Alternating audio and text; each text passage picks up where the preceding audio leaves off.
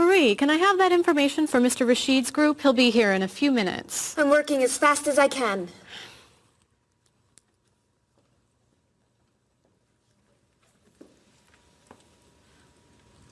Mr. Evans will be with you very soon. That's fine. I'm a little early, aren't I? Just a few minutes. Is your last name pronounced LePage? It's Lepage, actually. Oh, that's beautiful. Thank you. Now, is it Ms. Lepage or Mrs. Lepage? It's Ms. But you can call me by my first name. Do you mind if I call you Ms. Lepage? I love the way it sounds. That's fine. I'm keeping you from your work, aren't I? I'm sorry. I'd love to talk, but I really have to get this done right away. I understand. You're not from here, are you? Excuse me? Your accent. You come from France, don't you? Yes. Paris, actually. That's nice.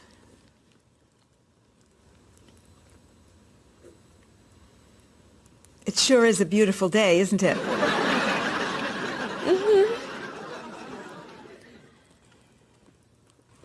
Can I have that information? I'm not quite done. What's taking so long? Mrs. Beatty, I can take you to Mr. Evans' office. He'll be here shortly. Why, thank you.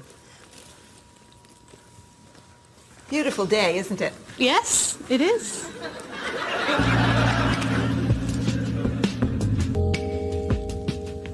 Paul, we have our first group from India coming next week. Since Mr. Rashid has traveled to India many times, I've asked him to talk to you about etiquette in India. Mr. Rashid. Paul, why don't you greet me as if I were an Indian tourist? Ask me to come with you and show me to the tour bus. Okay, hi there, I'm Paul. Oh, if I were an Indian woman, you would have just insulted me. Women and men generally do not touch. Okay, hi there. You just told me to go away. Oh, I'm sorry. Oh, too close. You should stand this far away from someone. Instead of shaking hands, do this and say, Namaste. Namaste. Excellent. Now, tell me to come with you to the tour bus.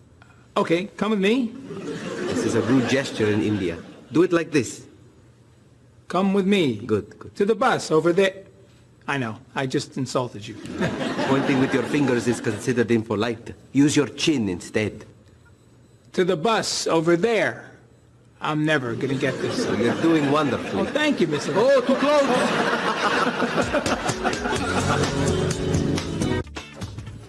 Let's get Ms. Novak's tickets ready. She may be stopping by this afternoon.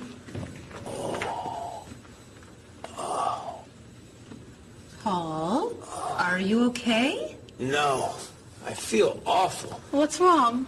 I've got this horrible cold. I'm sneezing. My back is killing me. I've got this pain at my hip. My neck's been bothering me all day. And I have a stomach ache. You may have to go see a doctor. No, I hate doctors. I wonder what could be wrong. Maybe he's allergic to work. I'm not kidding here. I'm in pain. I used to want to be a doctor, you know. Say ah. Now I remember why I didn't become a doctor. Paul, you really must get some medical help. A little acupuncture might help you feel better. Stay away from me. Dr. Anderson is meeting Mr. Evans downstairs in the cafe. Should we ask her to come up? She may be able to help. Great idea. I'll go get her. You might prefer an herbal remedy? How long have you been feeling this way? I got the cold last night, and the pain in my back started this morning. Want to try a little spiritual healing? You're making me laugh. Oh, laughter's the best medicine, you know. Oh, but it hurts. Say ah.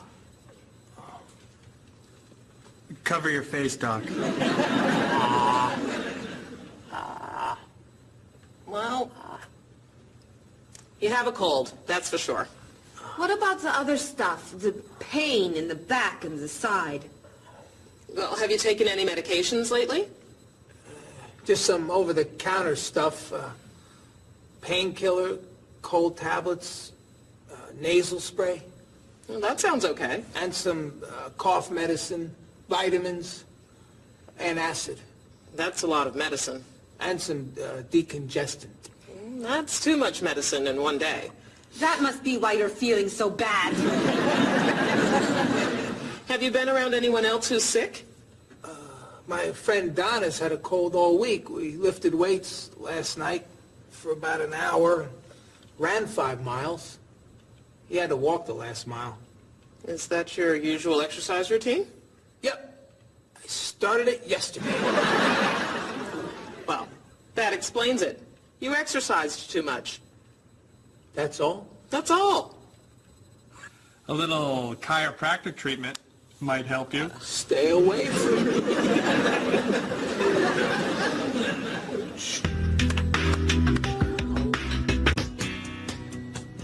Now, about the travel documents for the Australian group. We've had everything mailed to them, right? Mr. Evans, we gave you the package of travel documents to give to Mr. Wells the other night at dinner before he flew home to Sydney. A white envelope about this big? Yes. I gave it to Mr. Rashid before he left for Lebanon. Oh, Mr. Wells needs those documents the day after tomorrow. His group is flying in on Thursday. I'll call the courier. If they can pick up a package by 5 p.m., we should be okay. That gives us an hour. I'll reprint the tour information, but what about the travel guides? I can't print 25 copies that fast. I'll call Copies to Go and have them reprint the travel guides. They can't do a rush job. Call Harper's instead. They're faster and much more reliable. Okay. Hello? National Express. I need to get a package to Australia ASAP. If Harper's can't make the color copies that fast, we'll take black and white. Bob, are you reprinting the tickets? Yep. Hello. I need to get 25 color documents printed right away. Yes, it's very much a hurry. Who are you calling, Mr. Evans? What's that? Oh, my tailor. Your tailor? These sleeves are too long. They're driving me crazy.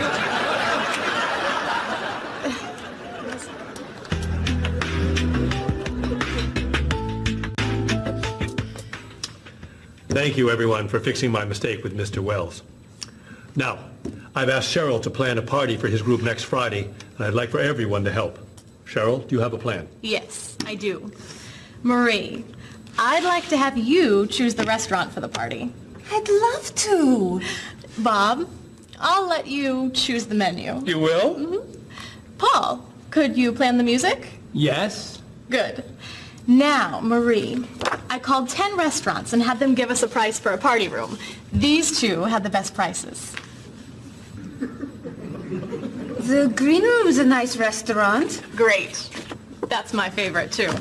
Now, Bob, about the food. I was thinking steak and potatoes Well, and... the client asked for fish or chicken. So, I had the restaurant put together a menu with each. Which do you like better? I like chicken more than fish, I guess. Great. Chicken it is. Now, Paul. Let me guess. So you have a list of music choices. Yes. These look fine. Great. I think we're all done. You see how easy it is to plan something when we do it all together? So glad we could help.